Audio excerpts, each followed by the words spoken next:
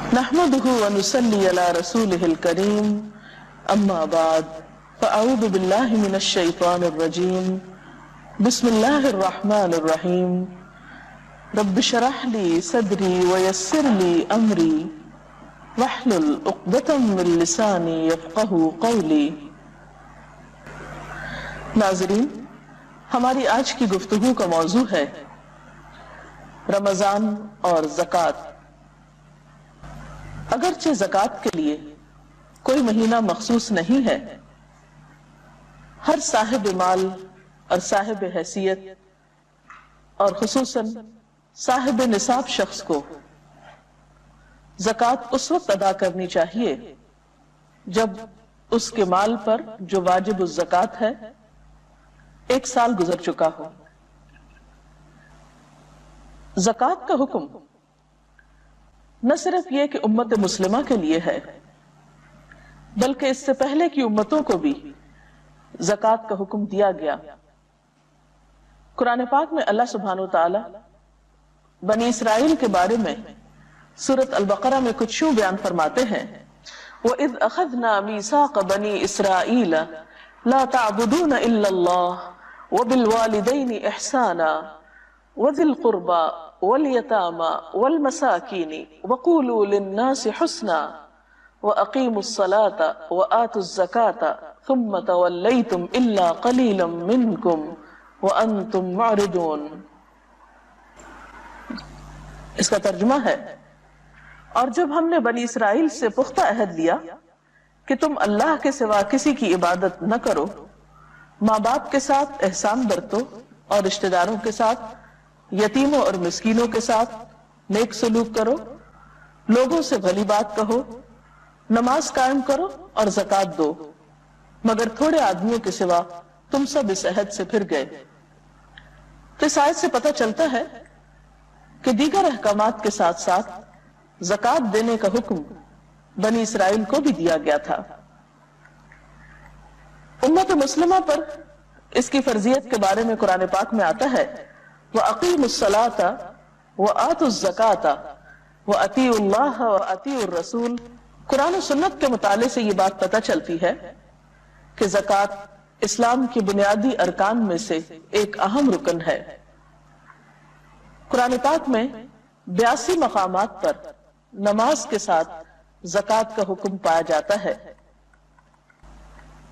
نبی صلی اللہ علیہ وسلم نے فرمایا، بنی الاسلام علی 5، اسلام کی بنیاد 5 چیزوں پر ہے، شہادت اللہ الہ الا اللہ وان محمد رسول اللہ واقام الصلاۃ وایتاء الزکاۃ والحج وصوم رمضان۔ آپ صلی اللہ علیہ وسلم نے فرمایا، اسلام کی بنیاد 5 چیزوں پر ہے، اس بات کی گواہی دینا کہ اللہ کے سوا کوئی معبود نہیں اور محمد صلی اللہ علیہ وسلم اللہ کے رسول ہیں، نماز قائم کرنا، زکوٰۃ دینا، حج کرنا اور رمضان کے روزے رکھنا۔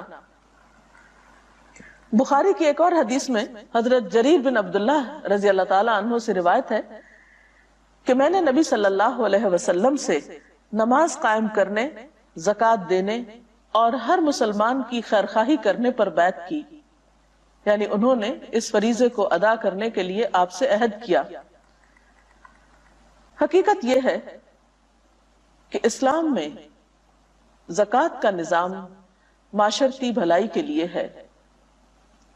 رمضان کا مہینہ شہر المواسات ہے، انسانوں کے ساتھ ہمدردی اور خیرخواہی اور بھلائی کرنے کا مہینہ ہے۔ اس ہمدردی کے کئی طریقے ہو سکتے ہیں، لیکن ہمدردی کرنے کا بہترین طریقہ اپنے فرائض کی ادائیگی بھی ہے۔ اللہ تعالیٰ نے صاحب حیثیت مسلمانوں کے مال میں فقراء کا حق رکھ دیا ہے اور اس کے بہت سے فائدے بھی بتائے ہیں۔ سب سے بڑا فائدہ تو یہ ہے کہ اس کی بدولت انسان آخرت کے سب سے بڑے امتحان میں کامیاب ہوتا ہے۔ قرآن پاک میں اللہ تعالیٰ فرماتے ہیں، ان الذین آمنوا وعملوا الصالحات واقاموا الصلاة وآتوا الزکاة لہم اجرہم عند ربہم ولا خوف علیہم ولا هم يحزنون۔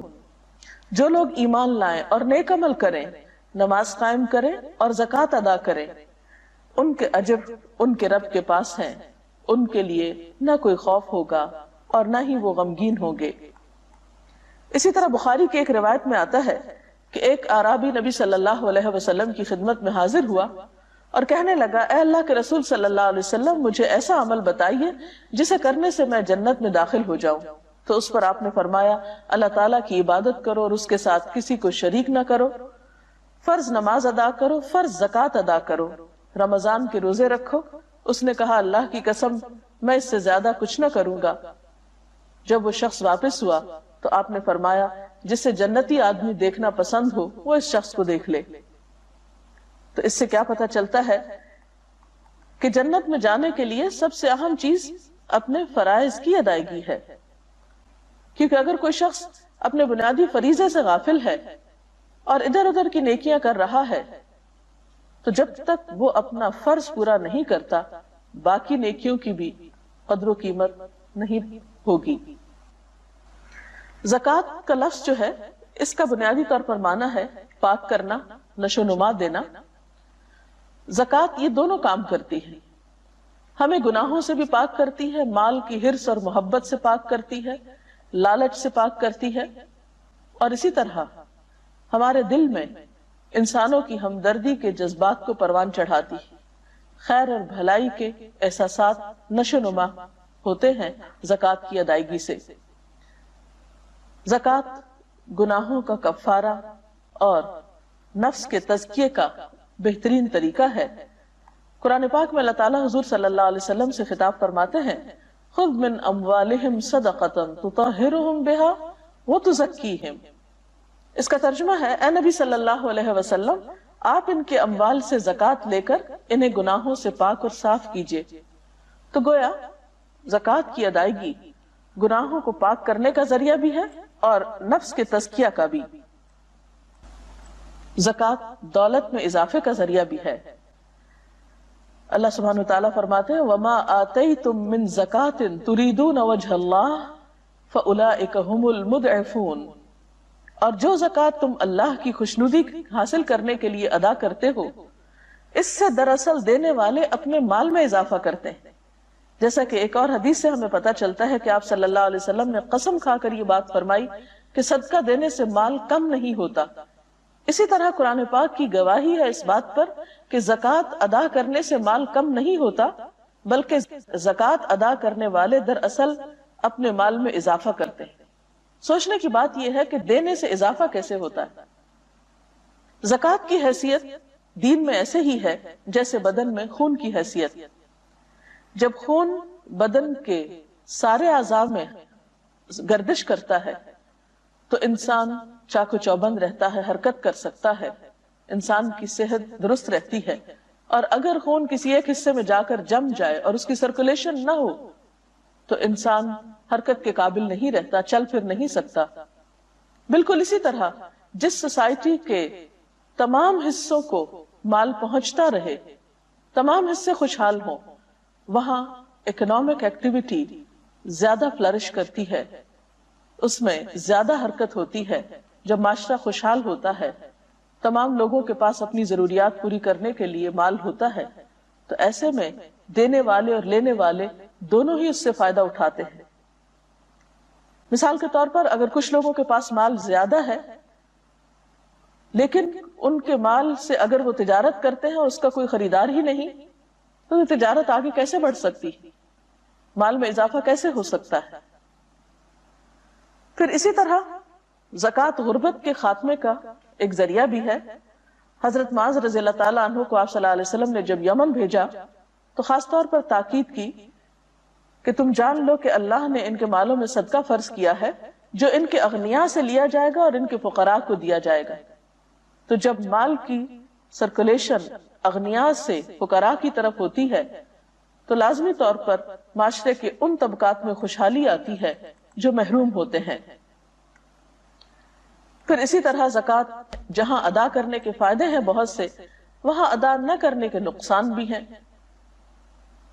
پہلی بات تو یہ کہ قرآن پاک میں زکوٰۃ نہ دینے والوں کے لیے ہلاکت کا پیغام سنایا گیا فرمایا وَوَيْلٌ لِّلْمُشْرِكِينَ الَّذِينَ لَا يُؤْتُونَ الزَّكَاةَ وَهُمْ بِالْآخِرَةِ هُمْ كَافِرُونَ، تباہی ہے ان شرک کرنے والوں کے لیے جو زکوٰۃ نہیں دیتے اور وہ آخرت کے منکر ہیں۔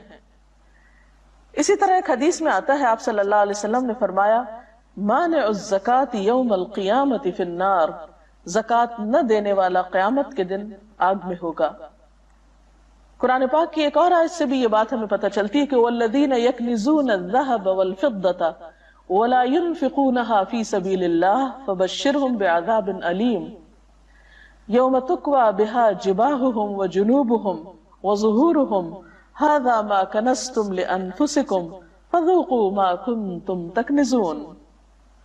دردناک سزا کی خوشخبری سنا دو ان لوگوں کو جو سونا اور چاندی جمع کر کے رکھتے ہیں اور انہیں اللہ کی راہ میں خرچ نہیں کرتے، کہ ایک دن آئے گا کہ اسی سونے چاندی پر جہنم کی آگ دہکائی جائے گی، اور پھر اسی سے ان لوگوں کی پیشانیوں کو، پہلوؤں کو اور پیٹھوں کو داغ لگائے جائیں گے، یعنی جہنم کی آگ سے اس مال کو تپا کر ان کے جسموں پہ داغ لگائے جائیں گے، اور کہا جائے گا یہ ہے وہ خزانہ جو تم نے اپنے لیے جمع کیا، اب اپنی سمیٹی ہوئی دولت کا مزہ چکھو۔ اسی طرح ایک اور آیت میں آتا ہے وَلَا يَحْسَبَنَّ الَّذِينَ يَبْخَلُونَ بِمَا آتَاهُمُ اللَّهُ مِنْ فَضْلِهِ هُوَ خَيْرًا لَهُمْ بَلْ هُوَ شَرٌّ لَهُمْ سَيُطَوَّقُونَ مَا بَخِلُوا بِهِ يَوْمَ الْقِيَامَةِ۔ جن لوگوں کو اللہ تعالیٰ نے اپنے فضل سے مال و دولت دی ہے اور وہ بخل سے کام لیتے ہیں، وہ اس خیال میں نہ رہیں کہ یہ بخل ان کے حق میں بہتر ہے، بلکہ یہ ان کے لیے بہت ہی برا ہے۔ اس بخل سے جو کچھ وہ جمع کر رہے ہیں اسے قیامت کے دن طوق بنا کر ان کے گلے میں ڈال دیا جائے گا۔ ایک اور حدیث اس بات کی مزید وضاحت کرتی ہے۔